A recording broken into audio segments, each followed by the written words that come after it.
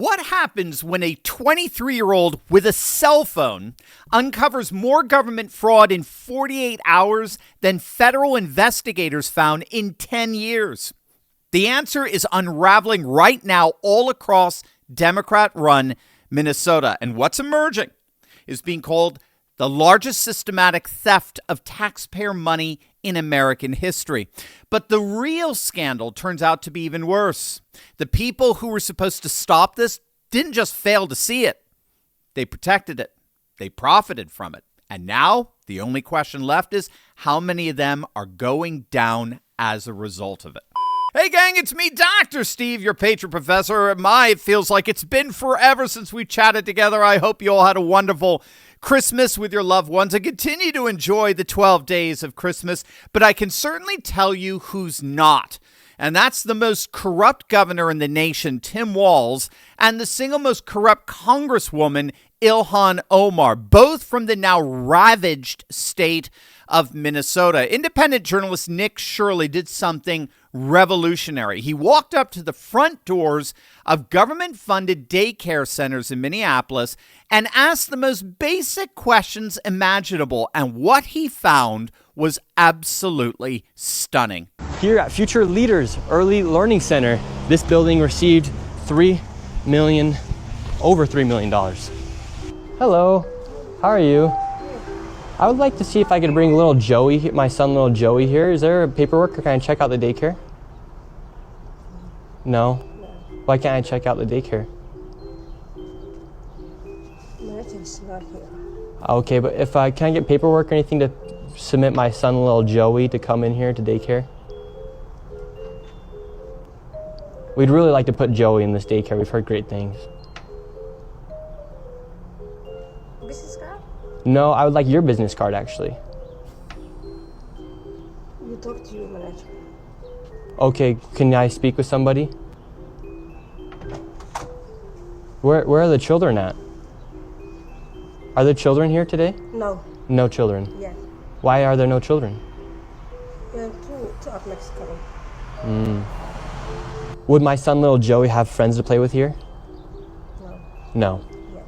Yeah. No friends for little Joey? Yes. Sorry. Dang it. Well, have a great rest of your day. Now, that was just one of 50 facilities that Nick visited, morning, afternoon, and night. 0 children. Ever. And yet, each one of these centers were pulling in millions of taxpayer dollars. The Quality Learning Center provides the perfect case study.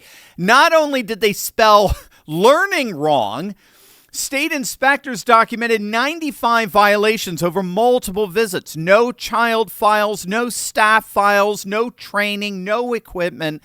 Essentially no functioning daycare operation whatsoever. But the government checks kept flowing. Over $8 million to a facility that inspectors knew was fraudulent. And it gets worse. Sweet Angel Childcare received over $1 million in taxpayer funding. When someone called their business number, it rang directly into Governor Tim Walz's office. Not a similar number, not a clerical error, the actual governor's office. Make that make sense. Federal prosecutors have now charged 98 individuals with 85 of Somali descent. Attorney General Pam Bondi confirmed these numbers publicly, but Assistant U.S. Attorney Joe Thompson warns this represents really just the tip of the iceberg. Minnesota identified 4 high-risk welfare programs that have cost taxpayers $18 billion since 2018. Thompson believes more than half of that was stolen. Stephen Miller, Homeland Security Advisor, went further. He called this the single greatest theft of taxpayer dollars through welfare fraud in American history, and he stated he believes the state government has been fully complicit in this fraud. And note that accusation is coming directly from inside the national security apparatus of the White House.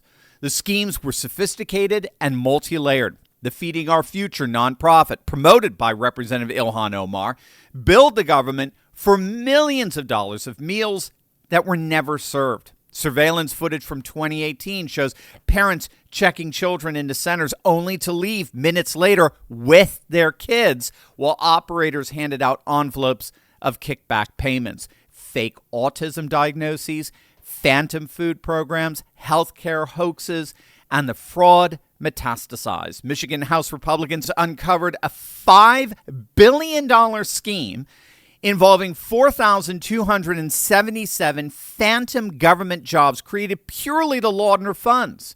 Ohio attorney Mehek Cook confirmed massive home health fraud where families billed $250,000 annually for care never provided, adding parents and in-laws to maximize the take. Pennsylvania shows similar patterns.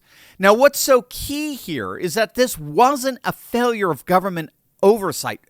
Far from it. It was a deliberate choice to look away. Whistleblowers raised alarms years ago. In 2018, $100 million in questionable spending was flagged. Nobody was fired. Nobody prosecuted.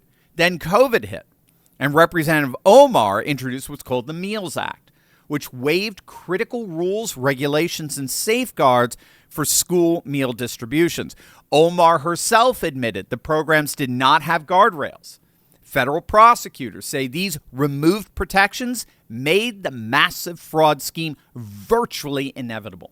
When prior Attorney General Lori Swanson investigated and prosecuted daycare fraud back in 2017 and 2018, the cases did start to move forward, but the moment Tim Walz became governor and Keith Ellison became Attorney General, all investigations stopped. The fraud exploded. Minnesota Department of Human Services employees have publicly accused Walz of ignoring fraud reports and retaliating against those who reported it. Some state employees are frankly fearful for their lives, referencing the assassination of state legislator Melissa Hortman by a Walz appointee days after she cast the deciding vote to end free health care for illegal migrants, widely believed to be the gateway into welfare and Medicaid fraud. According to a Center for Immigration Studies report, get this, 81%, you heard that right, 81% of Somali households in Minnesota are on some form of welfare, compared to just 21% of native households in the state. 81%. Nearly 30% of Somalis receive cash welfare versus 6% of Minnesota natives. 52% receive food stamps. 74% use Medicaid. What the flying heck is this? These aren't temporary numbers either.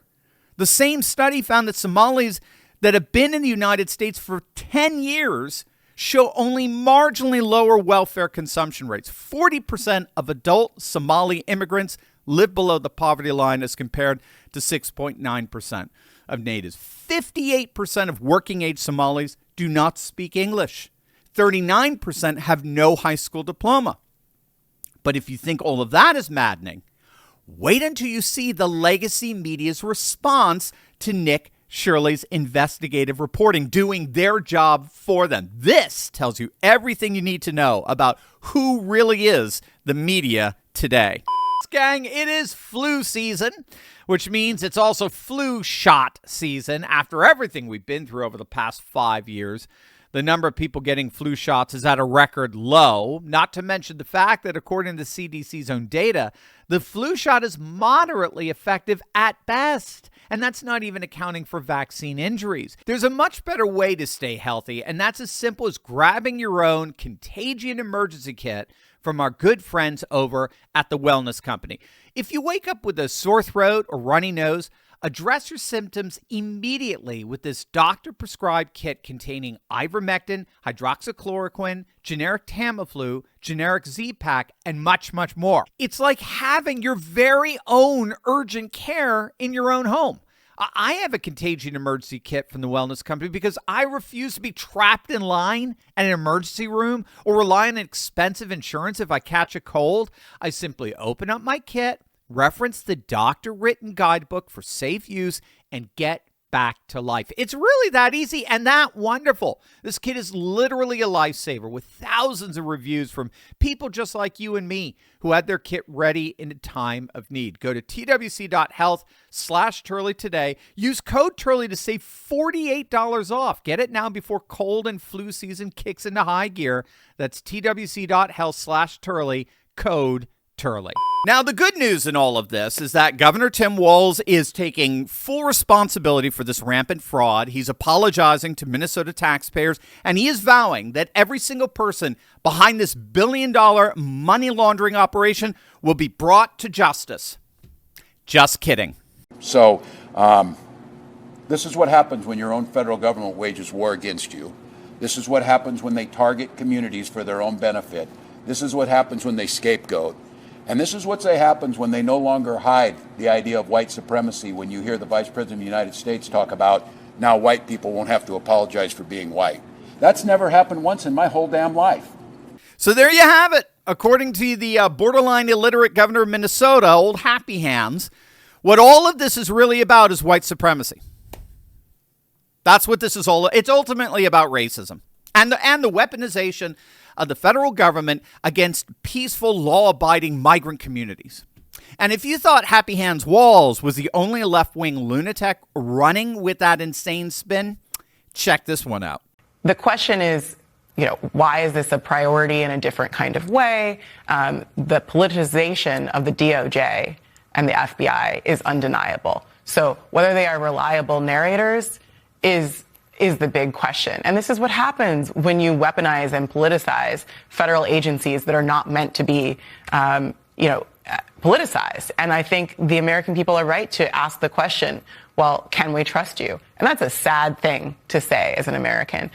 Let's recall, too, that there's also other scandals in other states. For example, the Mississippi welfare scandal. And this is not unique to politics. Americans know that. But, of course, the other factor here is that because it looks like the Somali population in Minnesota, the Somali immigrant population may have been involved in some way, those people are being scapegoated, and that community is being scapegoated in a way that certainly serves the far right. And so that's also something to keep an eye on, and that's inappropriate, absolutely. That was the New York Times pathetic excuse for an editor. That's Mara Gay. She has a history of making blatantly false and incredulously stupid statements. And as you can see, she has pushed her absurdity to new heights. She suggested the investigation itself represents weaponization of government. And she questioned whether Americans can even trust these federal agencies investigating this fraud, especially when they're scapegoating Somalis. Let me translate that for you. Exposing multi-billion-dollar theft is somehow worse than the theft itself. Liberals turn reality on its head. It's the grand inversion. But what Mara Gay and the New York Times and MSNBC don't want you to know is that what we're seeing in Minnesota really does represent the purest distillation of blue state governance. Explosive budget growth producing declining effectiveness and quality of life. So what we're realizing more and more is that high-tax progressive states don't pave roads or provide better services. They slop cash to friends and allies. They view governance as costumed performance for cameras while money disappears into empty buildings with daycare signs just as long as they vote for more Democrats. Convicted fraudsters from Feeding Our Future have direct ties to Governor Walz and Representative Omar, Secretary of State Steve Simon, Senator Tina Smith. This is one massive Democrat money laundering operation hiding behind social programs. And when they get caught, they don't prosecute the criminals. They call their investigators racist. Now, the problem is that that's just simply not working anymore. Everyone can see that race here is being weaponized and utilized as a form of cover-up. I mean, it's so ironic that New York Times editor, in accusing the Trump administration of weaponizing government, what was she doing? She was herself guilty of weaponizing race. But there's no hiding this. Nick Shirley's videos hit over 100 million views. Did you see that? 100 million. As Elon Musk likes to say repeatedly, we are the media now. Because of the internet, because of cell phones, because of independent journalists, we now have access to the same information that anyone at the New York Times and MSNBC has. And so we are now in a position to fact check them. And they're getting caught time and time again. $18 billion and counting.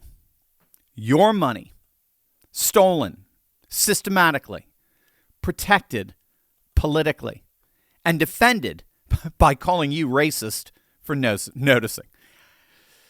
It's too late. This fraud ship is sinking. And now the only question left is how many Democrats are going down with it. Do you want to ask me your biggest questions and maybe win free merch while you're at it? Well, join my Courageous Patriot Club and be part of the uncensored Monday night Q&A, all for only $10 a month at turley.pub/club.